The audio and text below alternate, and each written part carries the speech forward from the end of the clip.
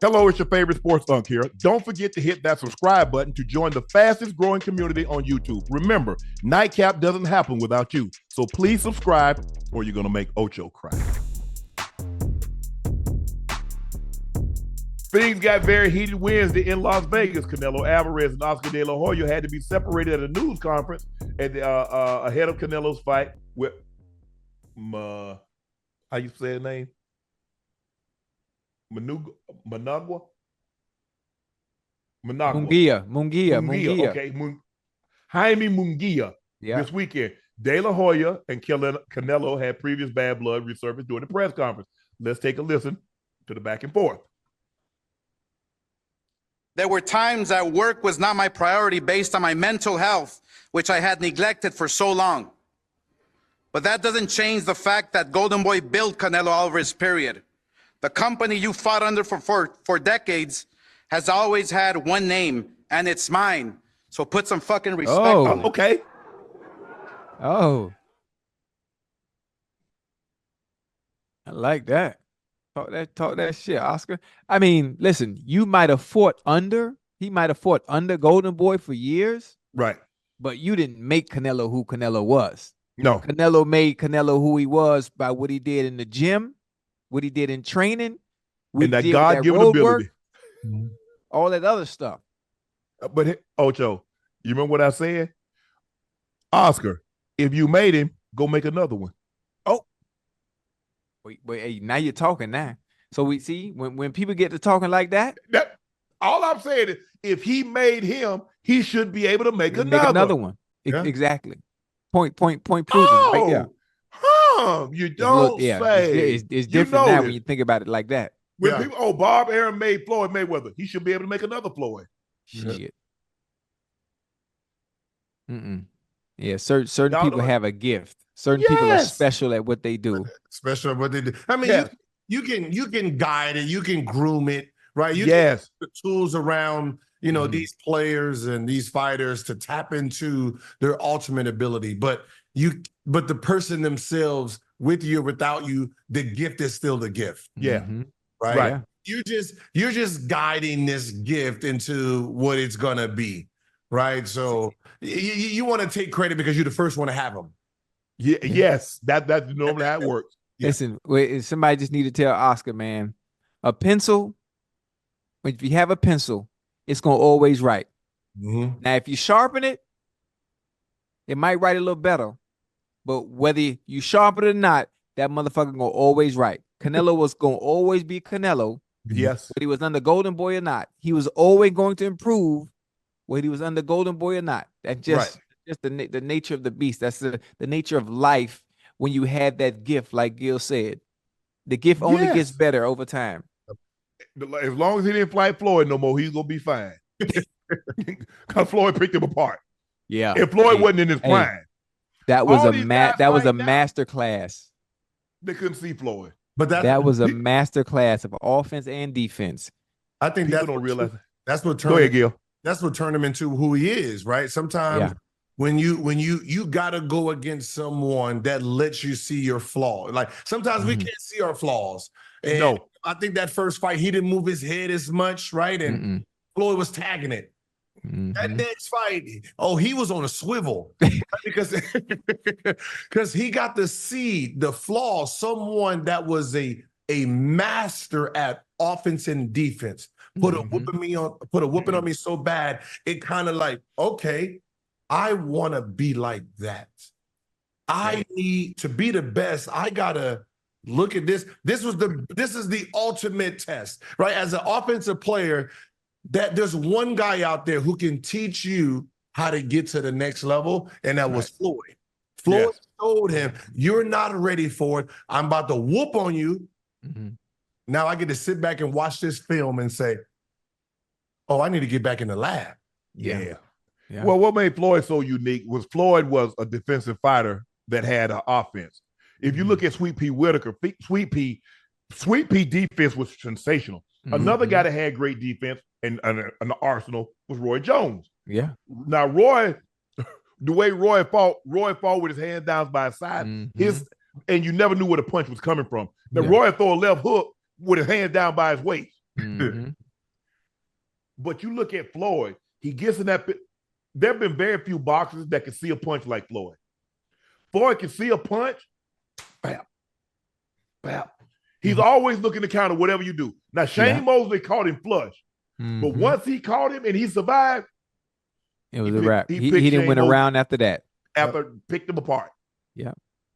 And Shane Mosley was, Shane Mosley, at 130, 135? 130, 135, he was that boy now. Was he? Boy, he was that boy. Was he? I'm talking about in dynamite in both hands. How was Jad Judah? How was he? How good was he? Hey, Zab was nice. Hey, Zab and Floyd fight was good. Zab was winning them early rounds now. But see, the thing is, and Zab will say this, Zab didn't put the work in like Floyd did, though. Floyd was obsessed with greatness. Yeah. Floyd wanted to be remembered. A lot of people talk about being great. You can talk about being great, and then you can take the steps to be great. Okay. Now, to be great, steps. Okay, you said, okay, this is what I want to do. Boom, boom, boom, boom, boom, boom. That's the left side, Gil. This is what I want to be. Now, the right side needs to be, what am I willing to do to get it? What am I willing to sacrifice to get 1, 2, 3, 4, 5, 6, 7, 8 on the left side? Now, I need 7, 8, 9, 10 things on the right side. What am I willing to sacrifice? Man, I got to go up, man. My boy's in town. I got to go. No. You got to get that training in. Yep. And Floyd, LeBron talks about, like, his boys went to college. He went to the NBA. But LeBron is their age. Hey, Bron, man, you need to come on down here, man, and hang out with your boy, man. LeBron's like, nah, man, because that's not going to help me get to where I want to be. See, stuff like that. Man, you 19. We know what college like. Yep. We never going to be around that. In that type of environment, we're never going to be around that situation again. Yeah. So you have to be willing to give it up, sacrifice. Floyd was willing to sacrifice more than most. Yeah. But that's what you have to do. You have to be willing to sacrifice. But I'm going to watch that fight. Ocho, now it's time for your show. Yeah. It's time for Soccercap. Yep. All my people in the chat, those that love the game of soccer, I get to talk about the beautiful game really quick. We're gonna recap Champions League. Obviously, there's 4 teams left: Bayern Munich, Real Madrid, Dortmund, PSG.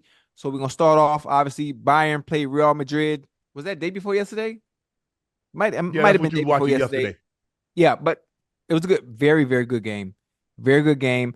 I want to say a masterclass, not a masterclass from Bayern Munich, but it's a great game. Listen, Bayern is unbeaten at home in Champions League games the past 16 games. Real Madrid obviously scored a goal. Leroy Sané scored a beautiful goal. Harry Kane scored as well, if I'm not mistaken. I think it was a pin. I think it was a pin, if I'm not mistaken. But even though Real Madrid lost, the pass from Toni Kroos to fucking Vinicius, the vision on that was beautiful. Beautiful. Probably one of the best goals of the UCL when that was scored. Then today, I know all of you saw the game today. Dortmund and PSG. I don't know what's wrong with PSG, but they put on a effing clinic. Dortmund was great.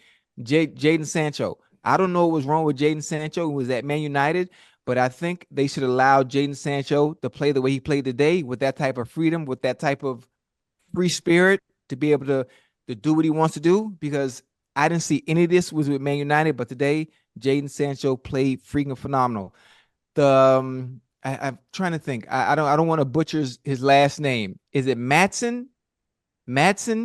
I think those that in chat that watch the game the way I do. Dude is brilliant. I think he's 22 years old. He was all over the place. He might be left back. I'm not sure. But there was one goal from, I think, let me pronounce his name right. Fulkrug. It was a good shot. There was some chances for PSG. Nothing could fall. There were a few headers.